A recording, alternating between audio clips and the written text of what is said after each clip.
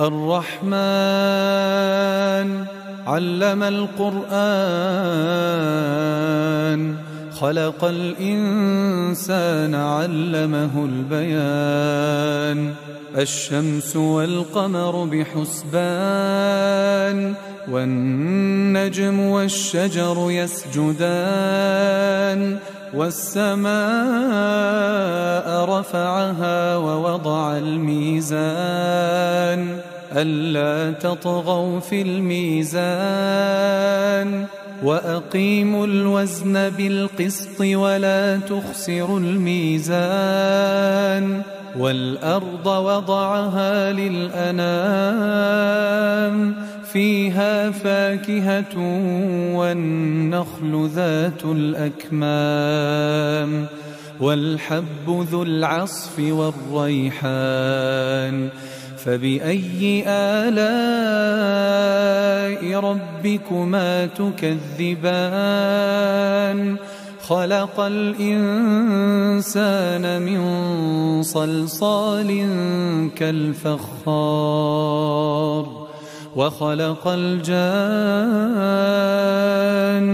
من مارج من نار فبأي آلاء ربكما تكذبان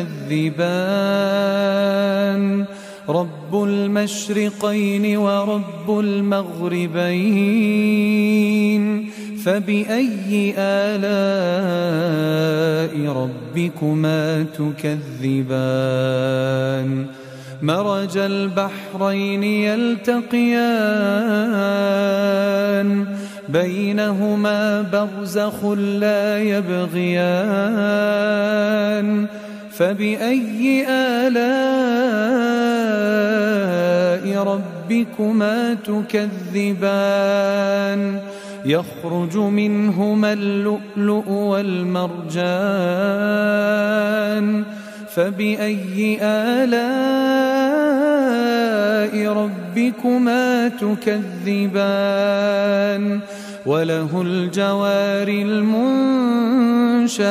في البحر كالأعلام فبأي آلاء ربكما تكذبان كل من عليها فان ويبقى وجه ربك ذو الجلال والإكرام فبأي آلاء ربكما تكذبان يسأله من في السماوات والأرض كل يوم هو في شأن فبأي آلاء ربكما تكذبان سنفرغ لكم أيها الثقلان فبأي آلاء ربكما تكذبان يا معشر الجن والإنس إن استطعتم أن تنفذوا من أقطار السماوات والأرض فانفذوا لا تنفذون إلا بسلطان فبأي آلاء ربكما تكذبان يرسل عليكما شواظ من نار ونحاس فلا تنتصران فبأي آلاء ربكما تكذبان فإذا انشقت السماء فكانت وردة كالدهان فبأي آلاء ربكما تكذبان فيومئذ لا يسأل عن ذنبه إنس ولا جان فبأي آلاء ربكما تكذبان يعرف المجرمون بسيماهم فيؤخذ بالنواصي والأقدام فبأي آلاء ربكما تكذبان هذه جهنم التي يكذب بها المجرمون يطوفون بينها وبين حميم آن فبأي آلاء ربكما تكذبان ولمن خاف مقام ربه جنتان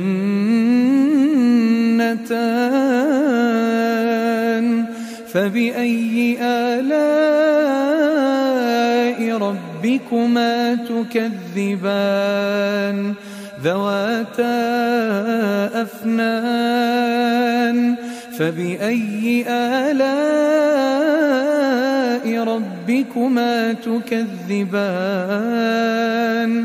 فيهما عينان تجريان فبأي آلاء ربكما تكذبان فيهما من كل فاكهة زوجان فبأي آلاء ربكما تكذبان متكئين على فرش بطائنها من استبرق وجنى الجنتين دان فبأي آلاء ربكما تكذبان فيهن قاصرات الطرف لم يطمثهن إنس قبلهم ولا جان فبأي آلاء ربكما تكذبان كأنهن الياقوت والمرجان فبأي آلاء ربكما تكذبان هل جزاء الإحسان إلا الإحسان فبأي آلاء ربكما تكذبان ومن دونهما جنتان فبأي آلاء ربكما تكذبان مدهامتان فبأي آلاء ربكما تكذبان فيهما عينان نضاختان فبأي آلاء ربكما تكذبان فيهما فاكهة ونخل ورمان فبأي آلاء ربكما تكذبان فيهن خيرات حسان فبأي آلاء ربكما تكذبان حور مقصورات في الخيام فبأي آلاء ربكما تكذبان لم يطمثهن إنس قبلهم ولا جان فبأي آلاء ربكما ربكما تكذبان متكئين على رفرف خضر وعبقري حسان فبأي آلاء ربكما تكذبان تبارك اسم ربك ذي الجلال والإكرام.